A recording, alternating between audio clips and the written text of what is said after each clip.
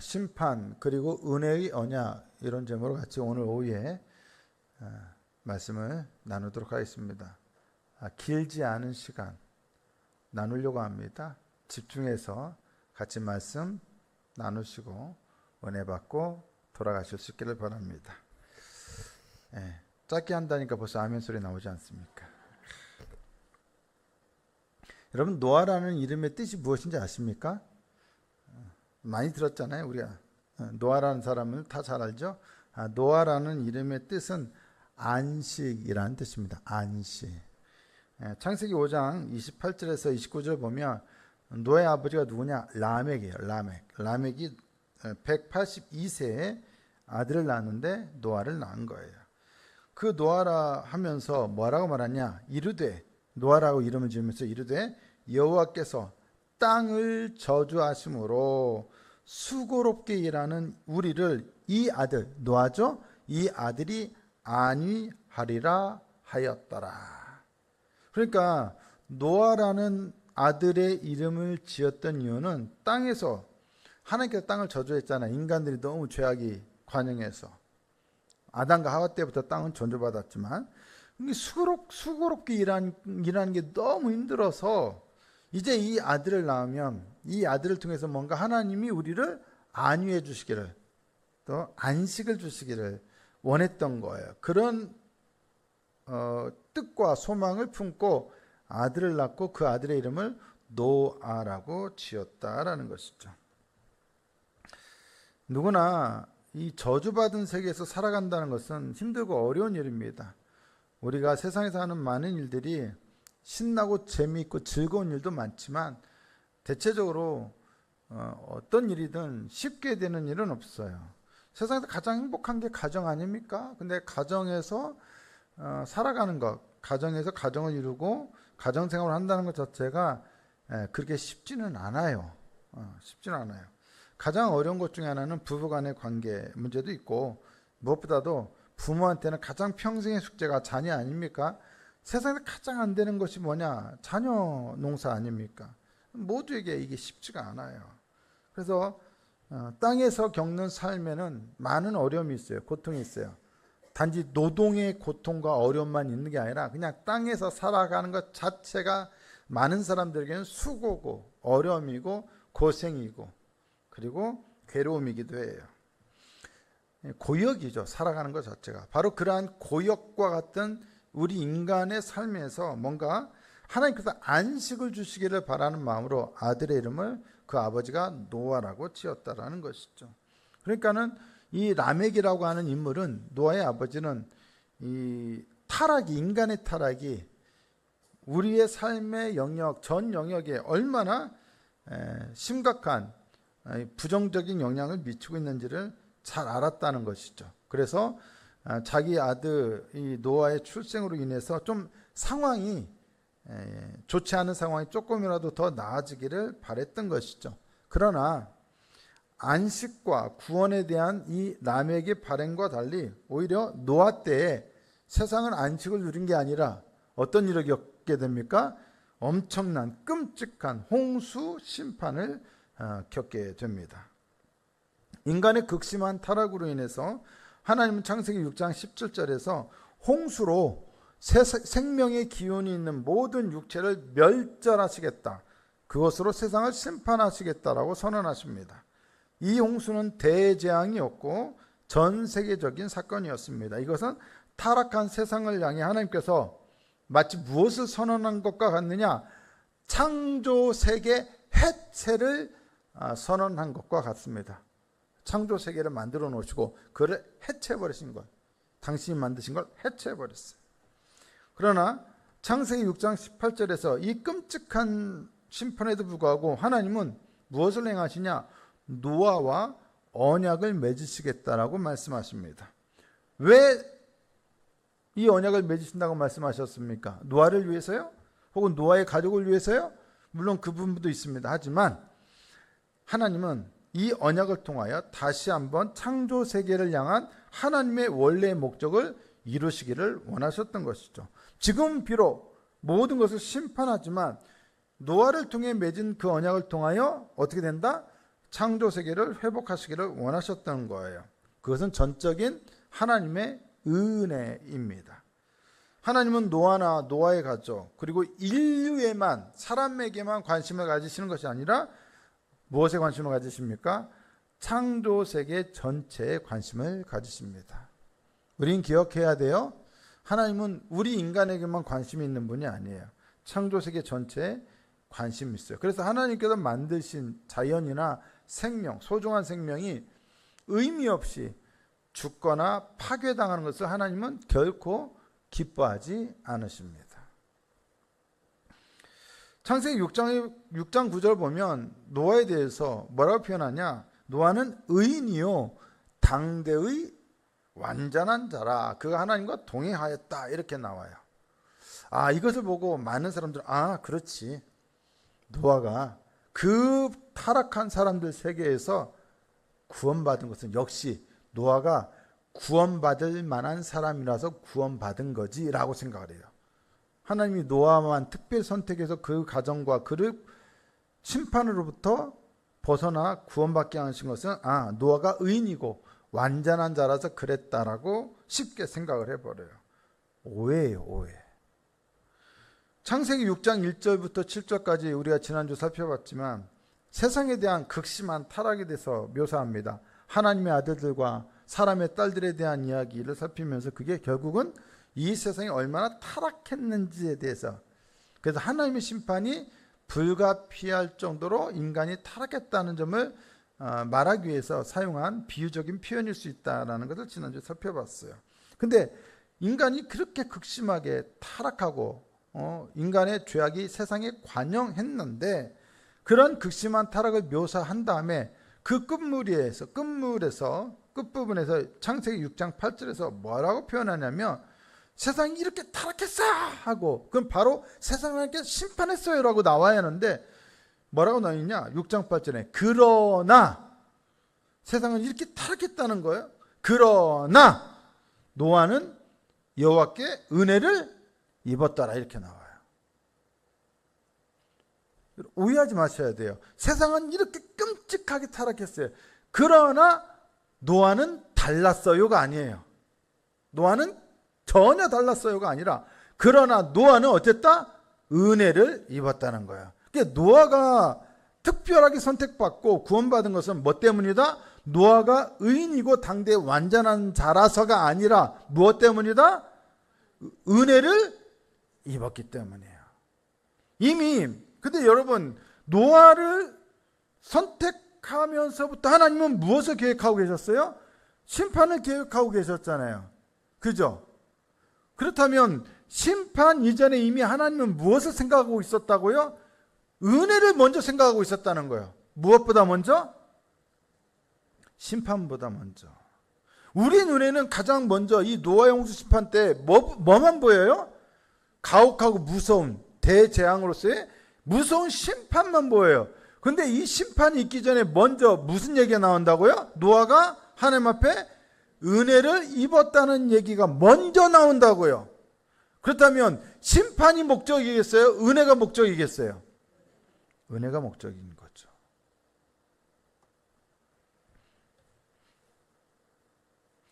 단지 그렇다면 노아만 은혜를 믿게 하기 위해서 노아를 선택하시고 노아에게 은혜를 베푸신 거예요? 아니죠. 노아 한 사람은 대표성을 가져요. 노아를 통해서 노아의 가족 전체와 그리고 노아를 통해서 시작될 새로운 인류와 그리고 노아가 대표하는 온 창조 세계를 새롭게 하나님께서 어떻게 하신다? 갱신하시기 원하신다. 그 모든 것에 새롭게 다시 은혜를 베푸시기를 원한다. 그러니까 심판은 물론 있어요. 하지만 심판이 목적이 아니라 뭐가 목적이다? 은혜를 베풀어서 새롭게 시작하기 위해서이다. 홍수 심판이 끝난 후에 하나님은 이렇게 노아와 그 아들들에게 말씀하시는데 창세기 9장 1절을 보시면 뭐라고 말하냐? 노아와 그 아들들에게 이르시되 아들들에게 복을 주시며 그들에게 이르시되 뭐라고 말하냐? 우리가 잘 아는 말씀을 하셔요. 생육하고 번성하여 땅에 충만하라. 이게 창세기 9장 1절에 나오고 또 똑같은 말씀이 창세기 9장 7절에 또다시 반복되는데 너희는 생육하고 번성하며 땅에 가득하여 그 중에서 번성하라 하셨더라. 여러분, 생육하고 번성하라, 땅이 충만하라, 누구에게 주셨던 말씀이에요? 최초에? 바로 최초로 창조된 최초의 인간 아담에게 주셨던 말씀이에요. 근데 동일한 말씀, 똑같은 말씀을 노아에게 주시고 계세요. 그것은 곧 무엇을 의미할까요? 이 노아를 새로운 시대에 새로운 아담과 같은 존재가 되게 하시겠다는 거죠. 창조로 심판으로 모든 것을 다 심판하시지만, 멸절하시지만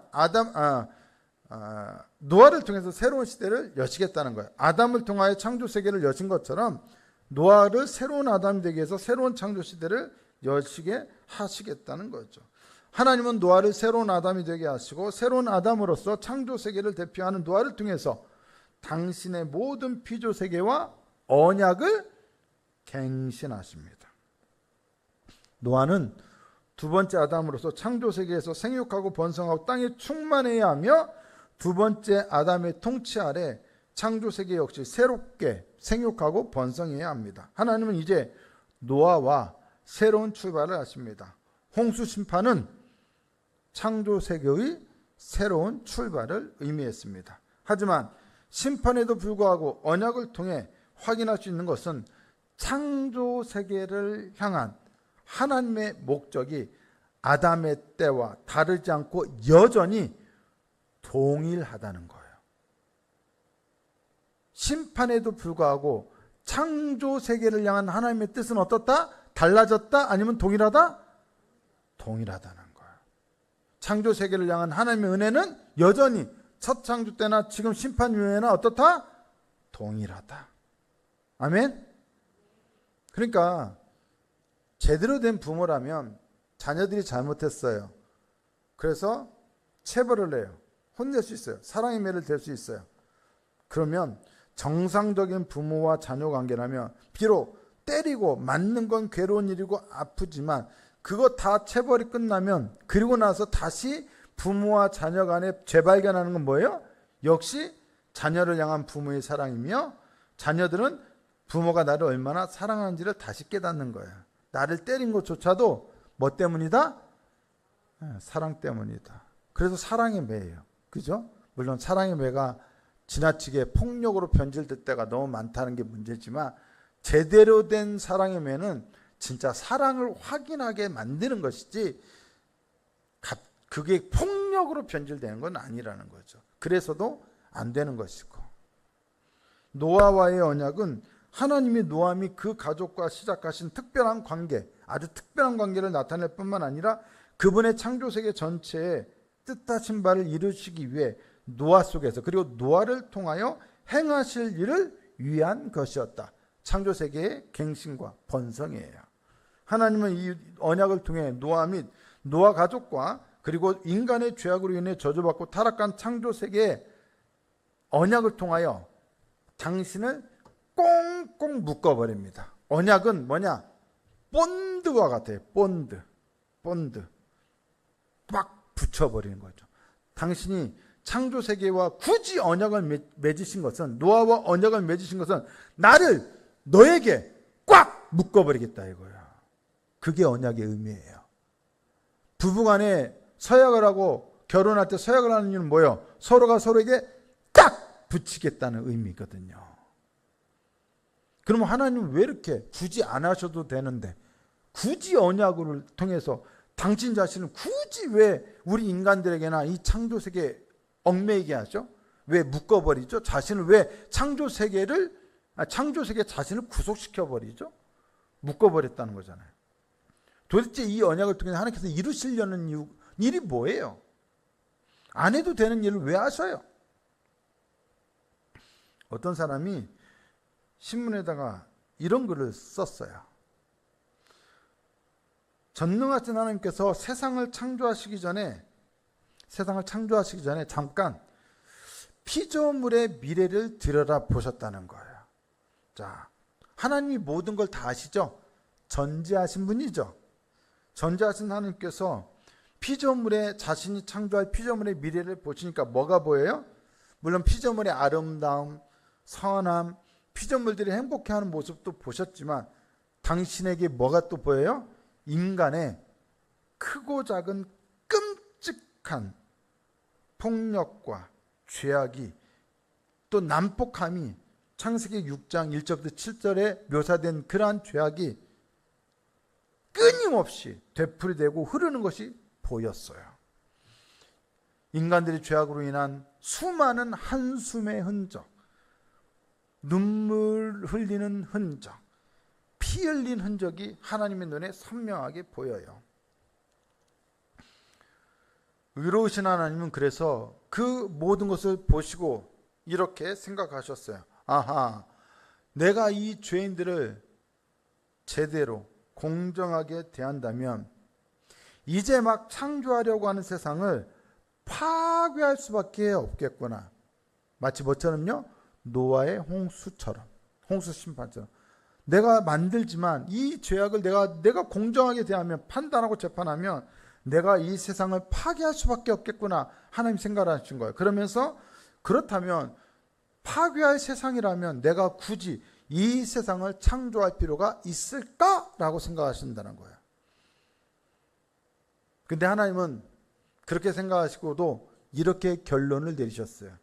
하나님께서는 파괴할 세상이니까 창조하지 않겠다라고 결심한 게 아니라 분명히 당신이 심판해야 할 세상인 줄 알면서 그런데도 창조하시기로 결정했는데, 그 이유는 하나님께서는 세상을 창조하기 전에 먼저 그 세상을 용서하기로 결심하셨어요.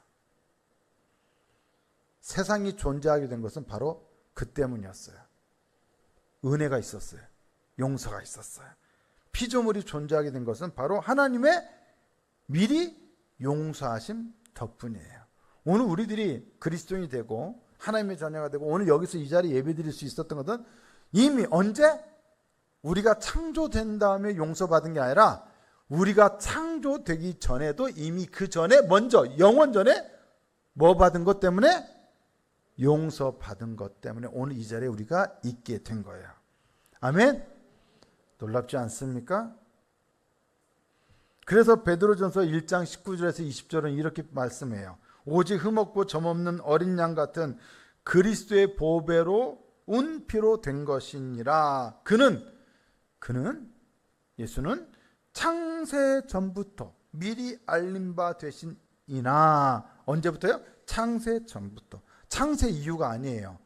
창조를 해놨더니 이 인간들이 사고를 치네? 그래서 그럴 때가 이 사고 친 거를 수습하기 위해서 독생자를 그때 결정해서 아들아 너 좀 가야겠다 하신 게 아니라 이미 인간이 그런 말짓을 할 걸 미리 하시고 언제? 창세전에 이미 결정하셨다는 거예요. 누구를? 예수 그리스도를. 뭐 하기 위해서? 인간을 용서하시기 위해서. 그래서 말세에 너희를 위하여 나타내신 바 되었다. 창세 전부터 미리 알리신 바 되셨다.